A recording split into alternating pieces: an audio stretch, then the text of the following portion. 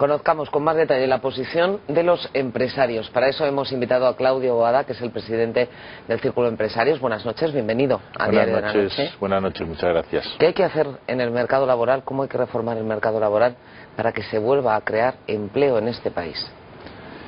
Pero nuestro mercado laboral adolece de falta de flexibilidad y necesitamos establecer políticas de empleo activas, necesitamos simplificar el número de contratos de trabajo, necesitamos flexibilizar todo lo que se refiere a movilidad funcional y movilidad geográfica, de alguna manera potenciar el trabajo a tiempo parcial. Hasta ahora no le he hablado para nada del despido, como puede ver, no es el tema fundamental. Creo que hay muchas otras cosas que hay que hacer en este país antes que hablar de abaratar el despido, aunque nosotros sí propugnamos que por qué tenemos que ser diferentes al resto de Europa, y si vamos a la media de los países sí deberíamos retocar ese tema también.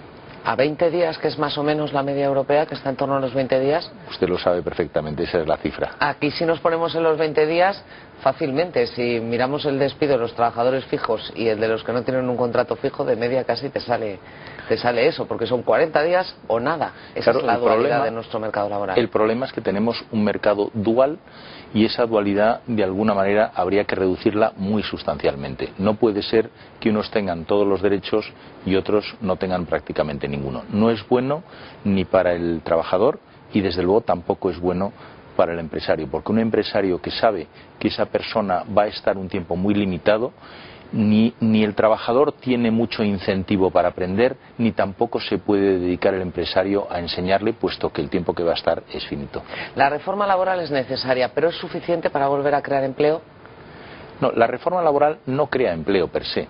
La reforma laboral es condición necesaria, pero no suficiente. Si tenemos una reforma laboral y otras muchas cosas que hay que hacer, no nos centremos solo en el aspecto laboral, si fluye el crédito, por lo tanto reestructuramos el sector financiero, si las administraciones públicas se ordenan un poco más y reducimos el gasto, si embridamos los déficits, en definitiva, toda una serie de medidas que habría que tomar, lo que estaremos es en muy buena situación para crear empleo cuando las circunstancias mejoren.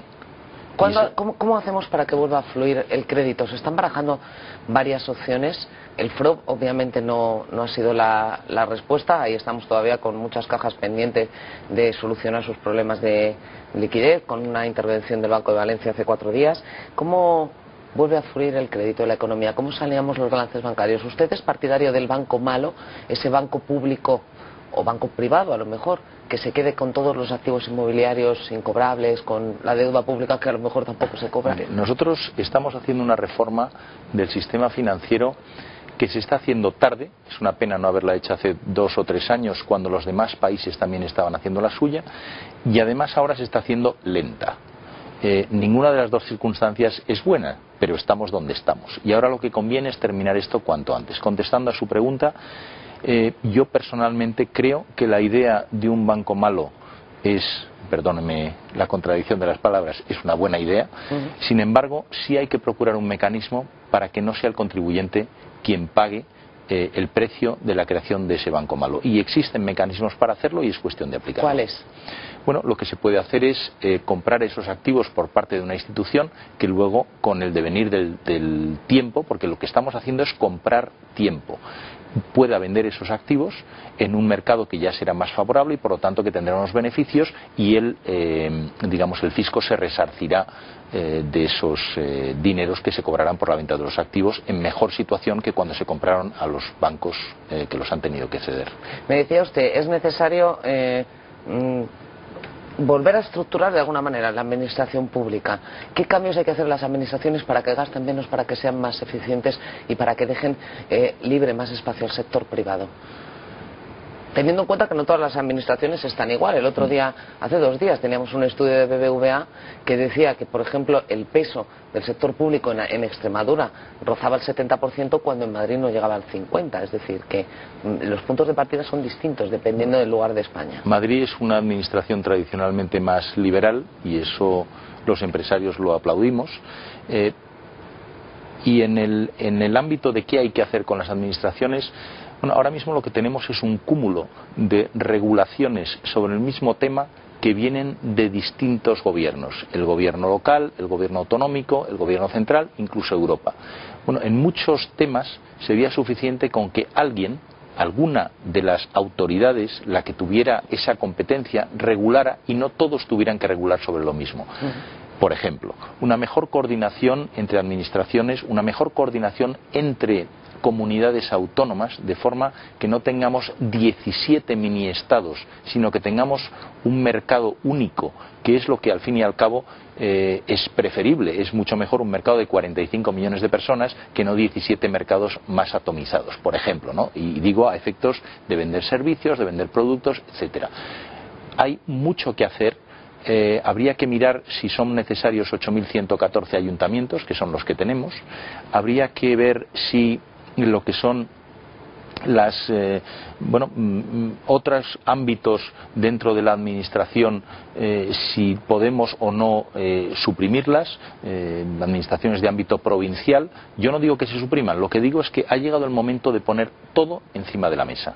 Subvenciones que se están prestando, que no son necesariamente productivas. Subvenciones, por ejemplo, a sindicatos, COE, partidos políticos. Eso lo hemos dicho por escrito. Nosotros pensamos que sería bueno suprimir en la medida de lo posible esas subvenciones, y si no se puede por alguna razón, lo que el ciudadano tiene derecho es a una total transparencia. ¿Cuánto dinero se está dedicando a eso y en qué se está gastando? Y por lo tanto, ¿qué rentabilidad en definitiva se está obteniendo? Digo rentabilidad no en términos de porcentaje, sino qué se está consiguiendo con ese dinero. Y yo creo que hoy hay bastante más opacidad de la que sería deseable. Miremos a las pymes, son las que han creado empleo en los últimos años. ¿Qué tenemos que hacer, qué debería hacer el nuevo gobierno para que vuelvan a crear puestos de trabajo?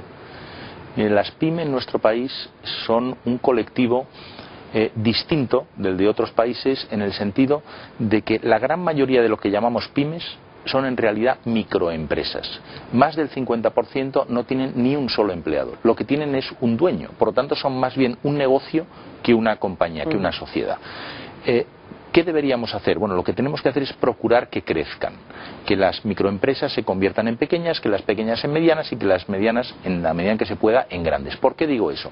Porque en la medida que una compañía es mayor, tiene más recursos, puede sofisticar más su financiación, se puede internacionalizar, puede acometer pues ese marasmo de regulación que existe en nuestro país, entenderlo, cumplirlo en la medida de lo posible. Bueno, yo creo que se puede ser más eficaz si se tiene más masa crítica, y nuestras pymes desgraciadamente tienen muy poquita masa crítica cuando se las mira desde un punto de vista individual. Bueno, pues son muchas propuestas que están sobre la mesa y que están a disposición del nuevo gobierno. A ver si volvemos a crecer. ¿Usted confía en que volvamos a crecer? Pues nosotros, desde el Círculo de Empresarios, a corto plazo, claro, a largo todo que no es una patronal, sino un centro de pensamiento, digamos, nosotros pensamos que vamos a tardar en crecer, pero es inevitable que hagamos esas reformas estructurales cuanto antes si queremos posicionarnos ya el año que viene en una mejor situación. Claudio Boada, gracias por estar esta noche en Diario de la Noche. Muchísimas gracias por la oportunidad que nos dan de estar aquí. Buenas noches. El telón de fondo de esas reuniones que hoy ha celebrado Mariano Rajoy, pues unos mercados que han vivido